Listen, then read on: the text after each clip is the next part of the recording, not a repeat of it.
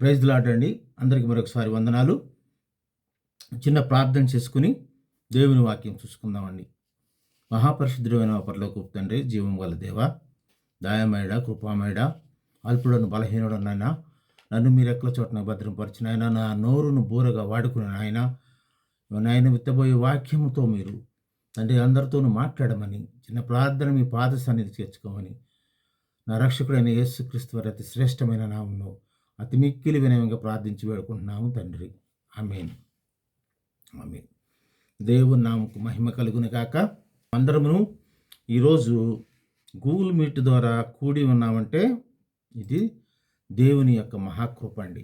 దేవుని యొక్క మహదేశ్వర్యం. అవును, ఆయన మనకి యొక్క సమయం అనుగ్రహించపోయినట్లయితే మనం ఇక్కడ చేరేవాళ్ళం కాదు. ఎంతోమందికి లేనటువంటి ధన్యత మనకిచ్చారు. ఈరోజు మరి నేను దేవుని వాక్యంలో కొన్ని మాటలు మన అందరికీ తెలిసినవేనండి, తెలియచేయాలని ఆశపడుతున్నాను. గాడ్స్ జడ్జ్మెంట్, దేవుని యొక్క తీర్పు. దేవుని యొక్క తీర్పు ఎలా ఉంటుందండి? కొన్ని మాటలు నేర్చుకుందాం. మత్తయి సువార్త 7వ అధ్యాయంలో 1వ వచనం నుంచి 2-3 వచనాలు చూసుకుందాం. మీరు తీర్పు తీర్చకుడి, అప్పుడు మిమ్మల్ని గూర్చి తీర్పు తీర్చబడదు. అంటున్నారు. అవును, మీరు తీర్చు తీర్పు చెప్పుననే మిమ్మల్ని గూర్చి తీర్పు తీర్చబడును. మీరు కొలుచు కొలత చొప్పుననే మీకును కొలబడును. నీ కంటిలోనున్న దూలమును ఎంచక నీ సహోదరుని కంటిలో ఉన్న నలుసును చూచుటే ఎలా? మనం ఈ రోజున ఎలా ఉన్నామంటే ఇతరులకు ఈజీగా జడ్జిమెంట్ చేస్తాం. మన కంటిలో దూలం ఉన్నా కానీ మనం దానిని పట్టించుకోము, మనకు కనిపించదు. కానీ ఎదురు వారి కంటిలో ఉన్న నలుసునైనా సరే తీసివేయాలని చెప్తా ఉంటాం. మనం తీర్పు తీర్చేవాళ్ళం కాదండి. ఎవరు తీర్పు తీర్చేవారు? మనకి ప్రధాన న్యాయమూర్తి ఉన్నారు, యేసు ప్రభు వారు. ఆయననే తీర్పు తీరుస్తారు. ఆయనకు వదిలేయాలి. మనము వేషధారుల వల్లే ఉండి నీ కంట్లో ఉన్న దూలాన్ని తీసుకో ఫస్ట్. అప్పుడు నీ సహోదరుని కంట్లో ఉన్న నలుసును తీటకు నీకు తేటగా కనపడును. ఇప్పుడు మన కంట్లో ఎంతలా దూరం ఉంటే ఎదుటి కంట్లో ఉన్న నలుసు ఎలా కనిపిస్తుందండి? We should clean our eyes, we should clean our heart, then only we can see the others. First విమర్శించే ముందు మనల్ని మనం విమర్శించుకోవాలి. దేవుడు అదే అంటున్నారు కదా, మీరు తీర్పు తీర్చకుడి.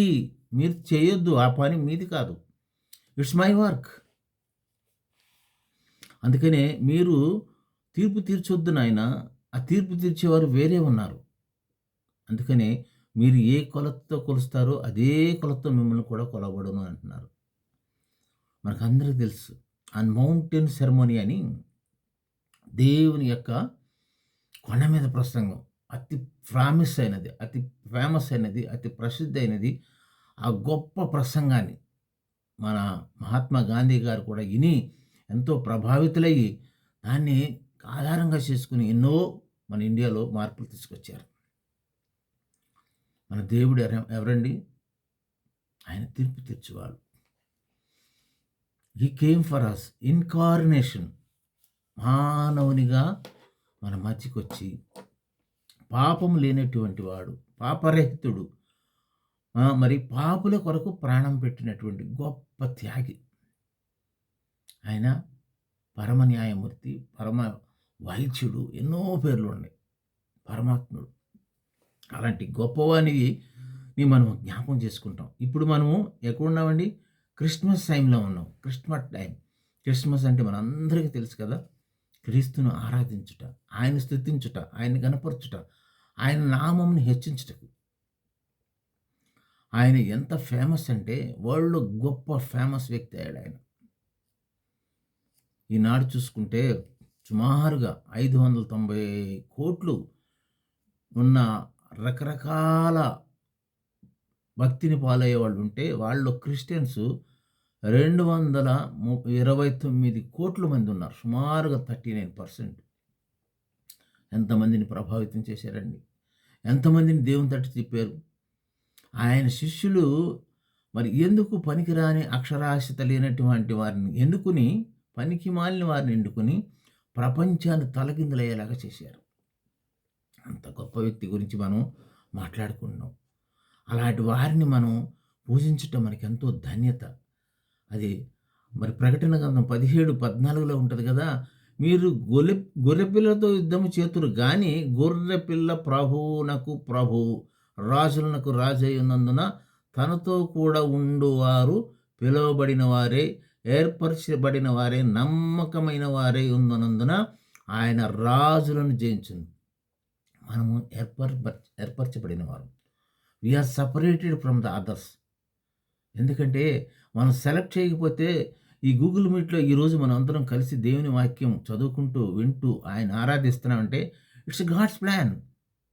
Without his plan we can't do anything.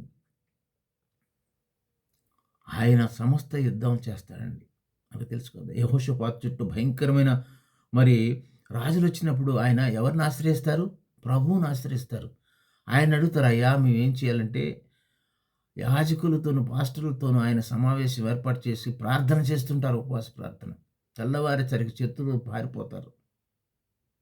అలాంటి గొప్ప వ్యక్తి అండి. ఆ గొప్ప వ్యక్తి మన పాపముల నిమిత్తమై పరలోకం విడిచి ధరణికి వచ్చారు, భూమికి వచ్చారు. అలాంటి ఆయన్ని మనం ఆరాధించకుండా ఎలా ఉంటామండి? చూడండి, మరి పాత నిబంధన అదంతను ప్రపంచపరమైనటువంటి వరల్డ్లీ బ్లెస్సింగ్స్ ఉన్నాయి.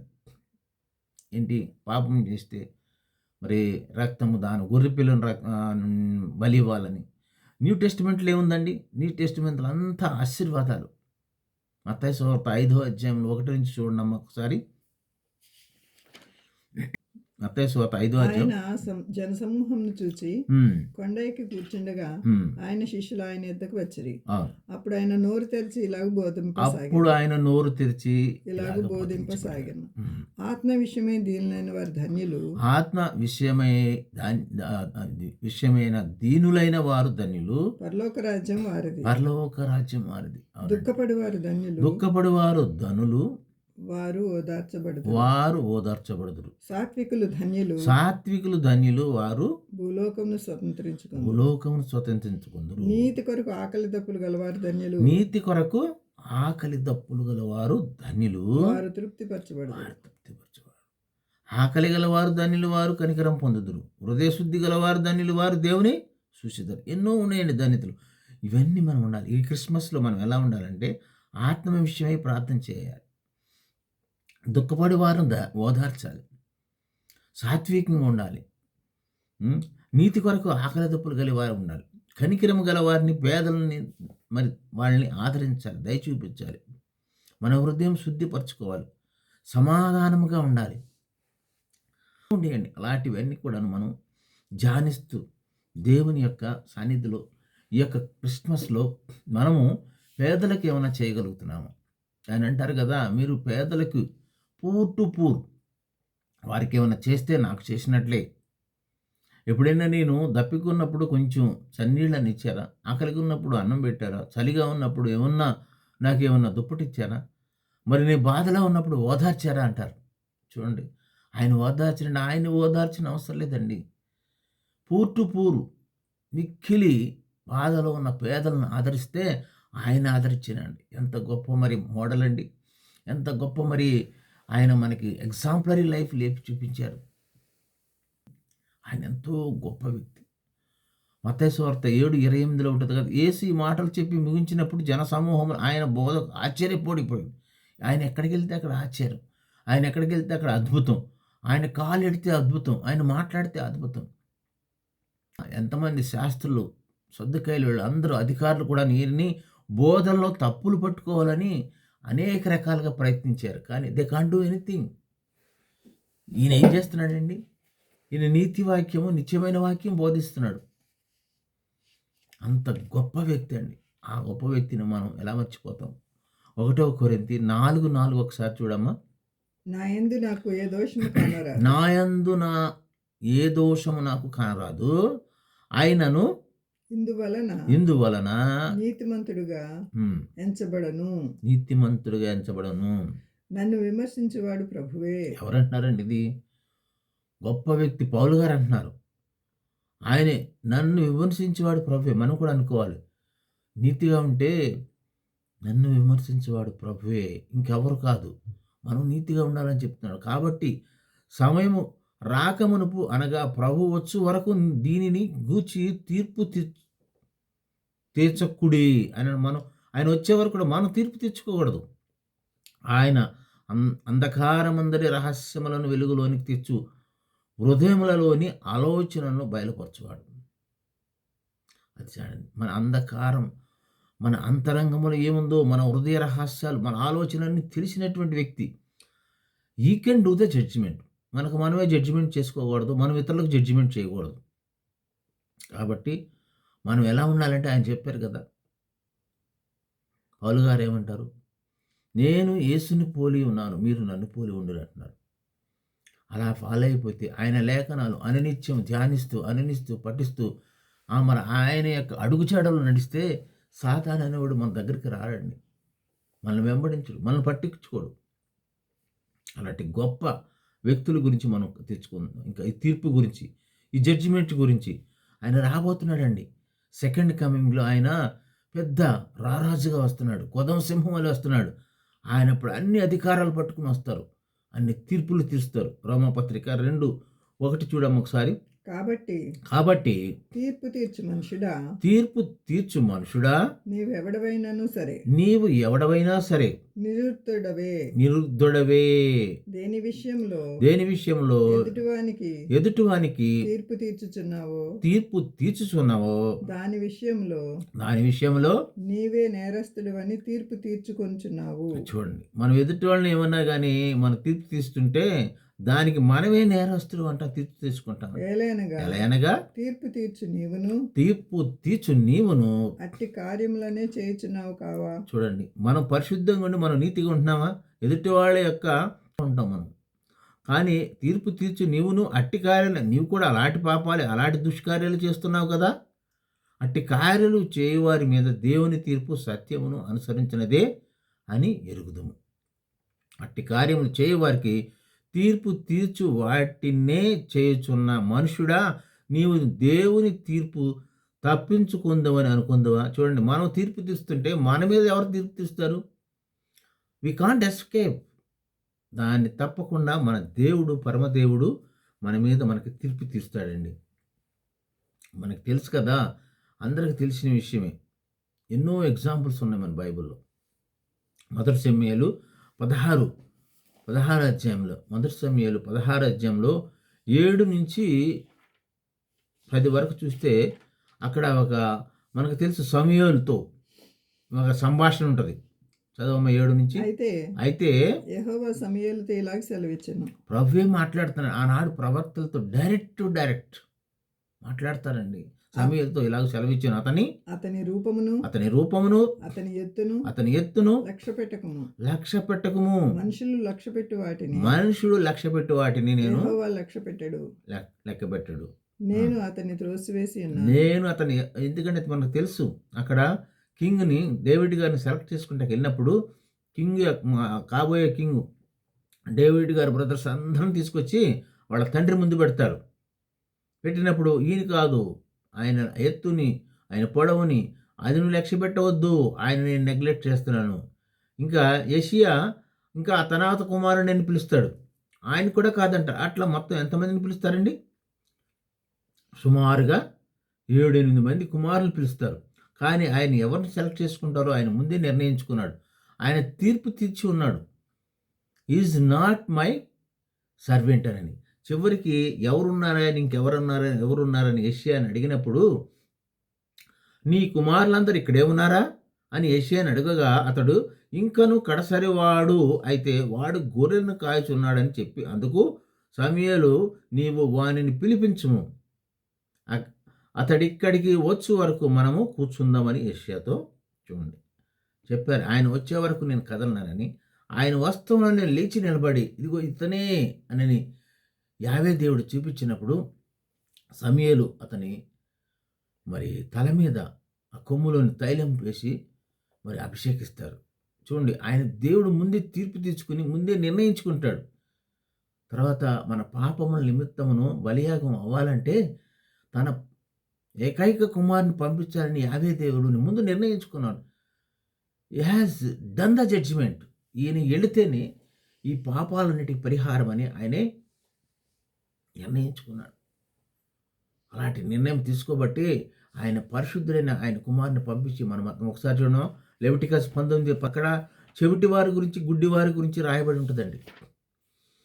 అన్యాయ తీర్పు తీర్చొద్దంటారు అక్కడ 14-15 చూడమ్మా. చెవిటి వాని తిట్టకూడదు. చెవిటి వాడిని చూడండి, వినపడిపోయిన మన తిట్టి సుఖమే ఉంది. గుడ్డివాని ఎదుట అడ్డం వేయకూడదు. గుడ్డివాని ఎదుటగా ఆడ పడిపోవడాన్ని కొంతమంది మజాక్తో, కొంతమంది తమాషా చేయడానికి ఏమైనా అడ్డం వేస్తారు, పడిపోతే నవ్వుదామని. నీ దేవునికి భయపడవలెను. అది మనం చేయవలసింది ఏంటంటే అది ఒక్కటేనండి, దేవునికి భయపడి క్రమశిక్షణతో నా దేవుడైన యెహోవానని మనం యాక్సెప్ట్ చేయాలి. నేను యెహోవాను. అన్యాయపు తీర్పు తీర్చకూడదు. అన్యాయంగా ఇప్పుడు చూడండి, మనకు ఏదైనా అధికారం ఏమని మేము కూడా చాలా అధికారంలో చాలా మా దాంట్లో కూడాను జడ్జిమెంట్స్ అంటే ఏమన్నా చిన్న చిన్న గొడవలు ఉంటే పిలుస్తాం. అక్కడ మన అన్యాయం తీర్పు తీర్చకూడదండి. పేదవాడిని పక్షపాతం చేయకూడదు. ఆడ అల్పుడని ఆడికి రికమెండేషన్ లేదని మనం చేయకూడదు. గొప్పవాడిని అభిమానం చూపకూడదు. న్యాయముని బట్టి నీ పొరుగువానికి తీర్పు మనం న్యాయం, సత్యం, దయ వీటిని కంఠపోషణం పెట్టుకుని ఆ విధంగానే తీర్పు అనేది తీర్చాలి.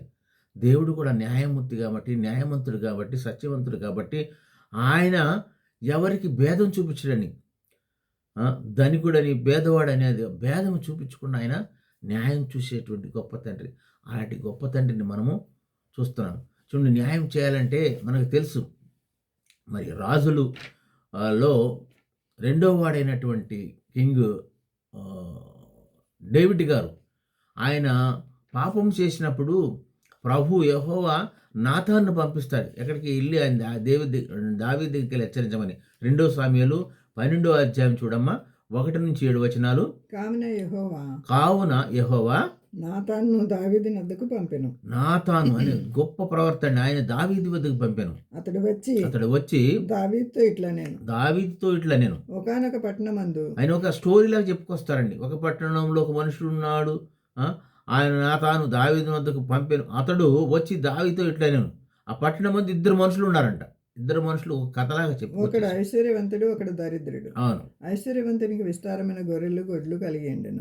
అయితే ఆ దరిద్రునికి తాను కొనుక్కొని ఒక చిన్న ఆడుగొర్రె తప్ప, ఒక చిన్న ఆడుగొర్రె, ఆయన ఇంకో పేదవాడికి ఒక చిన్న ఆడుగొర్రె ఉంటే దానిని తప్ప ఏమీ లేకపోయాడు. వాడు దాన్ని పెంచుకొని చుండగా అది వాని యొద్ద వాని బిడ్డ వలె ఉండి పెరిగి వాని చేతి ముద్దలు తినుచు, వాని గిన్నెలో త్రాగుచు, వాని కవిగిట పండుకొనుచు, వానికి కుమార్తె వలె ఉండెను. అట్లుండగా మార్గస్థుడు ఒకడు, ఆయన ఫ్రెండ్ ఒకడు వచ్చినప్పుడు ఐశ్వర్యవంతుని యొద్దకు వచ్చి, ఐశ్వర్యవంతుడు ఇక్కడ మన దావీదు గారండి, అతడు తన యొద్దకు వచ్చిన ఆ మార్గస్థునికి ఆయుత్తం చేయుటకు తన గొర్రెల్లో గాని గొడ్లలో గాని దేన్ని ముట్టనాల. చూడండి, ఈయన ఎంత స్వార్థం. ఈయన ఉన్నాయి కదా 100 పైన ఉన్నాయి, రాజు అంటే ఎన్నో ఉన్నాయి, ఏదో ఒకటి తీయచ్చు కదా. అది తీయకుండా ఏం చేస్తాడు, ఆ దరిద్రుని గొర్రె పిల్లను పేదవాని దరిద్రుని గొర్రె పిల్లను పట్టుకొని తన వద్దకు వచ్చిన వానికి ఆయుత్తము చేశాను. చూడండి, ఆయన గెస్ట్ గా అన్ని ఆనర్ చేస్తాడు.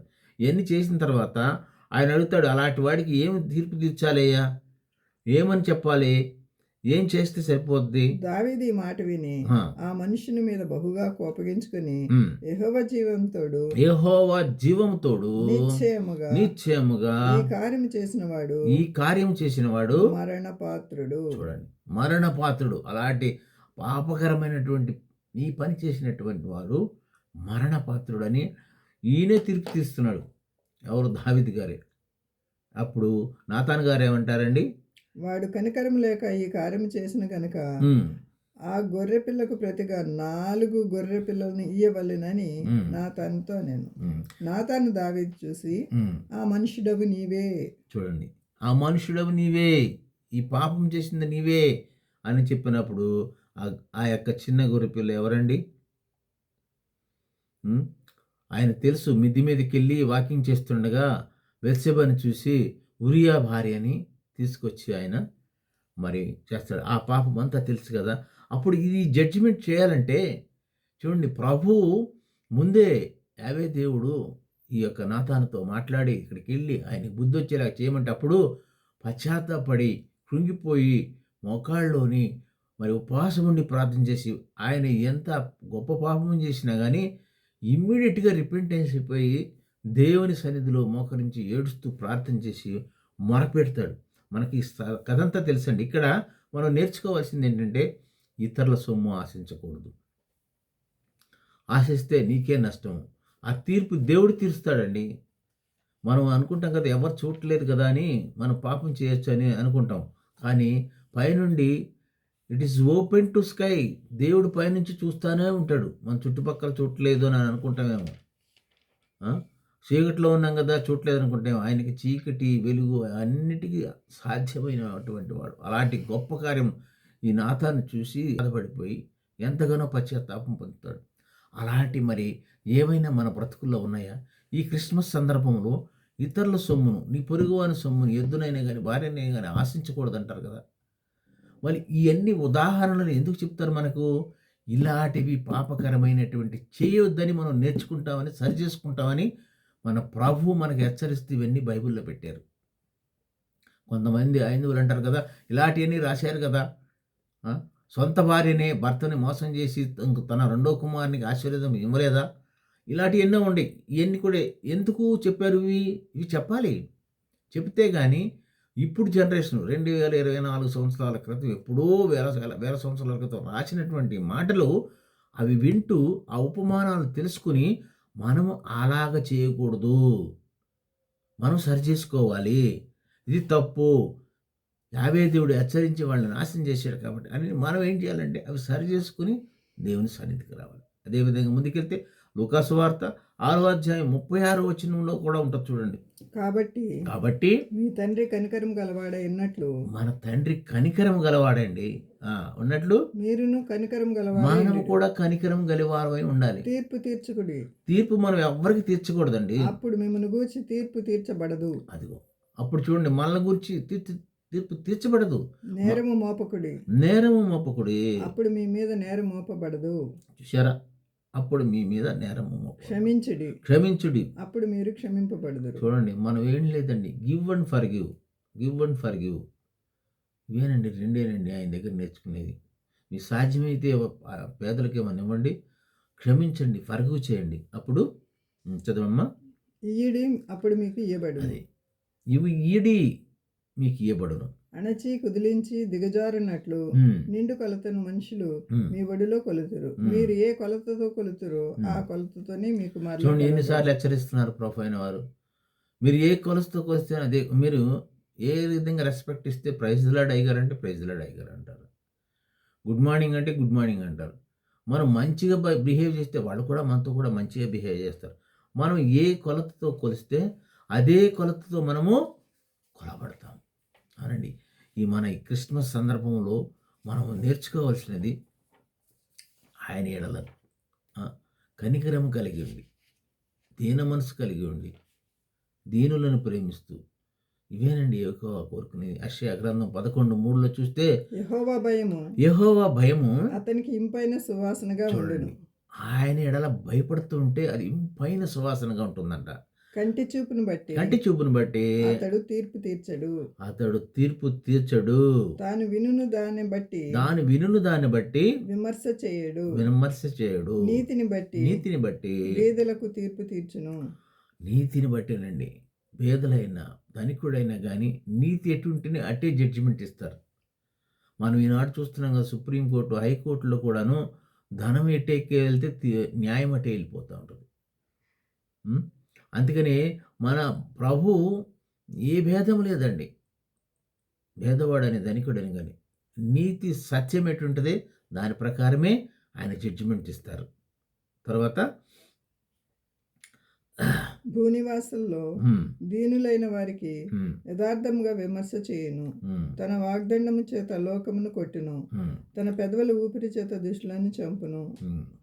ఇక్కడ మనం చూస్తాం 5వ వచనం, అతని నడుమునకు నీతియు అతని తుంట్లకు సత్యమును నడికట్లుగా ఉండు. చూడండి. నీతి అనేది వదలకూడదండి. ఒక మంది అంటారు కదా, ఏదన్నా గోల్డ్ షాప్లోకి వెళ్ళి నీతి అనే నెక్లెస్ కానీ దయా అనే నెక్లెస్ కానీ ఇవ్వమంటే ఇస్తారండి వాళ్ళు. రకరకాల డైమండ్స్తో ఉన్నటువంటి నెక్లెస్లు ఉంటాయి, కానీ మాకు నీతితో కూడినటువంటి మనం కంఠపోషణం చేసుకుంటారు కదా, నీతితో కూడినటువంటి దయాకరమైనటువంటి నాకు నెక్లెస్ ఇవ్వమంటే ఏమిస్తారు వాళ్ళు? వాళ్ళ దగ్గర ఉండవండి అవి ప్రభువారి దగ్గర ఉంటే. మత్తయి సువార్త 7వ అధ్యాయం 13 నుంచి కొన్ని వచనాలు చూస్తే అక్కడ కూడా కొన్ని ఇరుకు మార్గము విశాల మార్గం ఉంటుంది. అక్కడ మనం ఎప్పుడు కూడాను ఇరుకు మార్గం ఎన్నుకోవాలి. యేసుక్రీస్తు వారు ఎన్ని కష్టాలు పడ్డారండి. మత్తయి సువార్త 7వ అధ్యాయం 13 నుంచి కొన్ని వచనం. ఇరుకు ద్వారమున ప్రవేశించుడి, ఇరుకు ద్వారమున ప్రవేశించుడి, నాశనమునకు పోవు ద్వారం వెడల్పును, ఆ దారి విశాలమునై ఉన్నది. చూడండి, విశాలమైన దారి అని హాయిగా ఉంటుందని వెళ్ళకూడదండి. దాని ద్వారా ప్రవేశించేవారు అనేకులు. దాని ద్వారా అనేకులు అన్యులు ప్రవేశిస్తారు, కానీ మనం వెళ్ళకూడదు. జీవమునకు పోవు ద్వారము ఇరుకును, ఆ దారి సంకుచితమై ఉన్నది. దాని కనుగొని వారు కొందరే. కనుగొని వాళ్ళు మనం ఉన్నామా? కనుగొని వారు కొందరే. అబద్ధ ప్రవర్తన గురించి జాగ్రత్త పడండి. ఈనాడు ఎన్నో అబద్ధ ప్రవర్తనలు వస్తారు. వాళ్ళందరి గురించి మనం జాగ్రత్త పడి, వాళ్ళందరి గురించి మనం వీఆర్ సపరేటెడ్ పీపుల్. మన దేవుని ద్వారా ఎన్నుకోబడినటువంటి వారం. అందుకని మనం ఎలాంటి అబద్ధ బోధకులు ఉన్నారు, ఎలాంటి వారు ఉన్నారు మనం చూసుకుని దేవునితో ఉన్నాము కాబట్టి మనము వీఆర్ సపరేటెడ్ పీపుల్. అందుకని విశాలమైన మార్గం ఎన్నుకోకండి. ఏదైనా ఉంటే ఈ క్రిస్మస్ సందర్భంలో ఇరుకు మార్గమైనా కానీ పరలోక మార్గం అదే. ఇరుకు మార్గమైనా కానీ మనం కష్టమైన నష్టమైన భరిస్తూ ఆయన్ని వెంబడిస్తూ మన యోహాను సువార్త 14:6 అంటారు కదా, నేనే మార్గము, నేనే సత్యము, నేనే జీవము. ఆయన మార్గము ఇరుకు మార్గం అండి. ఆయన మార్గంలోకి వెళ్తే తండ్రి దగ్గరికి ఈజీగా వెళ్ళగలం. ఏమండి, మనం ఏమి నేర్చుకుంటున్నాం ఈ క్రిస్మస్లో మనము ఏమి నేర్చుకుంటున్నాం? ఎలాగున్నాం? ఇరుకు మార్గంలో వెళ్తున్నాం, విశాల మార్గంలో వెళ్తున్నాం? మనకి కావాల్సింది క్రిస్మస్లో మంచి పిండి వంటలు, మంచి దుస్తులు, అలంకరణలు, బంగారం కాదండి. బీదల ఎడల దయ కలిగి వాళ్ళని ప్రేమించాలి, కనికరం కలిగి ఉండాలి, దీనత్వం కలిగి ఉండాలి. అలాంటివి ఉంటే అవే కదండి యెహోవా కోరుకున్నది. ఇంకేముంది? 1 కొరింథీ 5:1 చూడము ఒకసారి. మీలో జారత్వం ఉన్నదని వదంతి కలదు. చూడండి, ఎలాంటి వదంతులు వచ్చినాయని తెలుస్తుంది. ప్రభువుకి అన్నీ తెలుసు కదా. మీలో ఒకడు తన తండ్రి భార్యను ఉంచుకొనుట అట్టి జారత్వం అన్నిలోనైనను జరుగుదు. చూడండి, అలాంటి మన బైబిల్లో కొన్ని ఎగ్జాంపుల్స్ ఉన్నాయి. అలాంటి మనం విడిచిపెట్టాలని చెప్తున్నారు. అలాంటికి ఉండకూడదని ఆయన హెచ్చరిస్తున్నాడు. అలాంటివి మనం చేయకూడదని ఆయన ఏమంటున్నారు? నేను నీ దేహమైన ఉన్నాను, దూరముగా ఉన్నంత ఆత్మ విషయమైన సమీపముగా ఉండి మీతో కూడా ఉండునట్టుగానే ఇట్టి కార్యములు ఇలాగూ చేసిన వారిని గూర్చి ఇది వరకు తీర్పు తీర్చి ఉన్నాను. ఆయన తీర్పు తీర్చాడండి. అలా తీర్పు మన దావీదు విషయంలోనే కొన్ని ఉన్నాయి. ఆయన తర్వాత ఆయన తీర్పు తీరుస్తారు. తన కుమారులు ఎట్లా ఉన్నారో వాళ్ళందరూ కూడాను ఏమై ఉన్నారో చూసి అలాంటిది పనిష్మెంట్ దావీదుకి ఇస్తారు. అందుకని జాగ్రత్తకు దూరంగా ఉండాలంటారు, పరిశుద్ధంగా ఉండాలంటారు. అలాంటి విషయాలు మనం నేర్చుకోవాలంటే ప్రభు సన్నిధిలో ఉండాలి. ప్రభు సన్నిధిలో ఉండి ప్రభు యొక్క ఆచరిస్తూ ఆయన అమూల్యమైన మాటలు వింటూ ఉంటే పాపానికి దూరంగా ఉంటాం. పాపరహితుడైన, పాపం లేనటువంటి వాడు, పాపం అంటనటువంటి వాడిని వెంబడిస్తూ ఉంటే మనం కూడా ఆయనలాగా ఉంటాం. మనం వాక్యములు చెప్పి ప్రసంగాలు చేసి పాటలు పాడి బోధలు చేయవసరం లేదండి.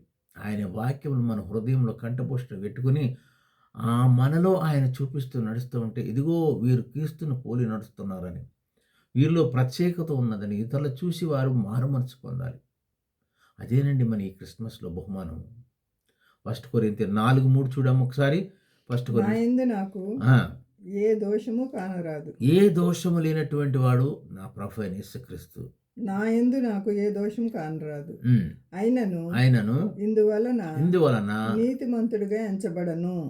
చూడండి, అంత మాత్రం నీతిమంతుడిగా ఎంచబడను. నన్ను విమర్శించేవాడు ప్రభువే. చూడండి, ఎవరు చెప్తున్నారండి? పౌలు గారు చెప్తున్నారు.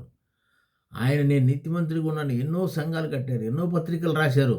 ఆయన అంటాడు కదా, నేను ప్రభువు ముందు నథింగ్, నన్ను విమర్శించేవాడు నా దేవుడే. అందుకని మీరు విమర్శించకండి, మీరు జడ్జిమెంట్ చేయకండి, మీరు ఎవరికి తీర్పు తీర్చొద్దండి.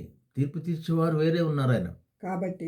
కాబట్టి సమయము రాకమునుపు అనగా ప్రభు వచ్చే వరకు దేనిని గూర్చి తీర్పు తీర్చొద్దండి. ఆయన అంధకారమందలి రహస్యములను వెలుగులోనికి తెచ్చి హృదయములలోని ఆలోచనలను బయలుపరిచినప్పుడు ప్రతి వానికిని తగిన మెప్పు దేవుని వలన కలుగును. చూడండి, మనకి ఆ మెప్పు కానీ బహుమానం కానీ ఆయన వస్తున్నారండి రాకడ. ఆయన రెండవ రాకడిలో ఆయన్ని కూడా ఆయనే తీర్పు తీస్తారు, ఆయనే జడ్జిగా వస్తారు, ఆయనే సమస్తమైన సమస్యలు పరిష్కరిస్తారు. అప్పుడు ఎవరు ఎంతగా దేవుని ఫాలో అయ్యారో వాళ్ళకి తగినట్టుగానే బహుమతులు కలవు, మెప్పు కలదు. ఆ తర్వాత అప్రిషియేషన్ అంతాను ఆయన రెండవ రాకడలోనే మనకు జరుగుతుంది. 1000 మిలియన్ పాలన వస్తుంది. అప్పుడు ఎత్తబడే సంఘంలో ఉన్నాము. మనం ఏం చేయాలంటే అనుదినము వాక్యం అనే అర్థములో మనము మన పాపములను సరి చేసుకుంటూ ఉండాలి. ఆయన is giving one more opportunity to set right your all since. మనం సరి చేసుకోవాలండి. ఏమైనా తప్పులు సరి చేసుకుంటే నీ దగ్గరికి తీసుకొని ఆయన దగ్గర తీసుకుని హత్తుకుని నిన్ను ప్రేమిస్తాడు. ఆయన ప్రేమామూర్తి కాబట్టి ఆయన తప్పకుండా మనల్ని ప్రేమిస్తాడు, మనల్ని ఆదరిస్తాడు, మనల్ని ఎంతగానో ముందుకు తీసుకెళ్తాడు. అలాంటి గొప్ప దేవుణ్ణి మనం కలిగి ఉన్నాం. అలాంటి గొప్ప దేవుడు మరి మనకు మధ్యలో ఉన్నాడు. ఆయన వచ్చినప్పుడు ఏముందండి, గొప్ప వెలుగు వచ్చింది. ఆ గొప్ప వెలుగులోనే లోకంలో ఉన్నటువంటి అనేకమైన పాపాలు తొలగిపోయినాయి. ఎక్కడి నుంచి అండి? తూర్పు దేశ జ్ఞానులు ఎత్తుక్కుంటూ వస్తారు ఆయన్ని. ముందుగానే లేఖనంలోనే 850 సంవత్సరాలకు ముందుగానే యెషయా ప్రవక్త, మీకా ప్రవక్త ప్రవర్తించి చెప్పారు, అయా ఇది జరుగుతుంది, ఈయన కన్యక గర్భమందు మరి యేసు ప్రభు వారు ముందుగానే పేరు పెట్టారండి. ముందుగానే రారాజుగా వస్తారు. ఎవరైనా కష్టపడి ఎన్నో యుద్ధాలు చేస్తే కానీ రాజు కావరు. ఆయన ముందుగానే రారాజుగాను వస్తున్నారని ముందుగానే లేఖనాల ద్వారా తెలియపరిచినటువంటి ఆయన.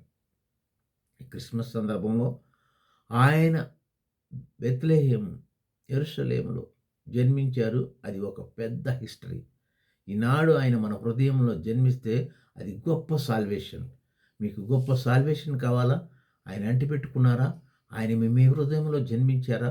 మన హృదయంలో జన్మించారా అని మనం పరీక్ష చేసుకుని ఆయన వెంబడిస్తూ ఉంటే, ఆయన అనుసరిస్తూ ఉంటే ఆయన యొక్క క్రిస్మస్ యొక్క అనేకమైన మెండైన దీవెనలు మనందరి ఎడల ఉంటుంది. ఈ కొన్ని మాటలు ప్రభు యొక్క వినికిడలు దీవించబడిన గాక. అందరూ కూడా ఈ వాక్యానుసారంగా మరి బ్రతుకుదాము. ఈ క్రిస్మస్లోనూ మనము ఆ మూడే కలిగి ఉందామండి. ఏంటదండి? కనికరము కలిగి ఉంట, కనికరమును ప్రేమించుట, తర్వాత సత్యమును నీతిని అనుసరించుట, దయ కలిగి ఉండుట. ఇవే కదండి యెహోవా కోరుకునేది. మనం కూడా కోరుకుందామా? మనం కూడా వీటిని మన కంఠపోషణ పెట్టుకుని ఈ యొక్క క్రిస్మస్ సందర్భంలో మరి నిజమైన క్రిస్మస్ యొక్క విలువలు తెలుసుకుంటూ ఆయన అనుసరిద్దాం. ఈ కొన్ని మాటలు దేవుడు దీవించను గాక. దేవునికి మహిమ కలుగును గాక. అందరికీ మరొకసారి వందనాలండి. Praise the lord.